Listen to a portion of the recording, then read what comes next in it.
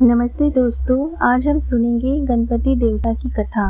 गणपति ऐसे देवता हैं जिनका अलग अलग समयों में विभिन्न प्रकार से लीला प्राकट्य होता है। उनके बारे में एक सर्वप्रचलित कथा है। जगदम्बिका लीलामयी है। कैलाश पर अपने अंतपुर अर्थात स्नानागार में वे विराजमान थी।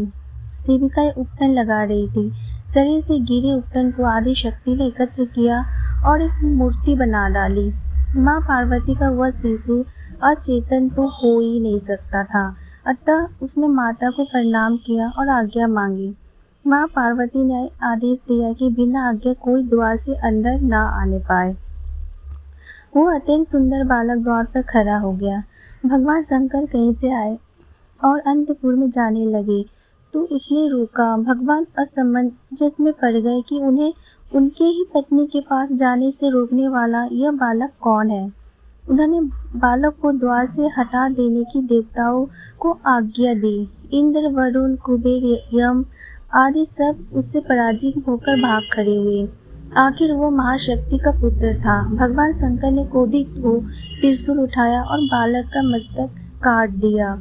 माता पार्वती के क्रोध का परवार न रहा। देवताओं ने उनके बच्चे का वध कर दिया था। पुत्र का शव देखकर माता बिलख पड़ी।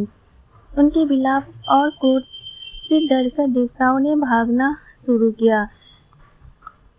भगवान शंकर भी पार्वती के विलाप को सुनकर विचलित हो गए। उन्होंने भगवान गरुड़ को आदेश दिया कि किसी भी नवजात शिशु का मस्तक लाया जाए। यह मस्तक धड़ से लगाया गया तो बालक पूर्ण जीवित हो जाएगा, लेकिन शर्त यह थी कि उसी शिशु का सिर काम में आएगा जिसकी माता उसकी तरफ पीठ करके सोई होगी।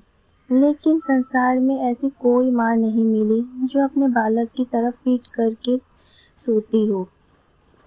विधि की विडंबना देखिए कि हथिनी का विशालकाय शरीर उसे अपने पुत्र की तरफ मुंह कर सोने की इजाजत नहीं देता।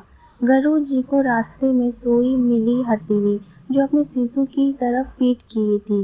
उन्होंने उस नवजात गजराज शिशु का सिर काटा। यह मस्तक बालक को लगाया गया। सभी देवताओं में उनमें प्राण मंत्र फूके। इस प्रकार यह दिव्य शिशु गजानन हो गया।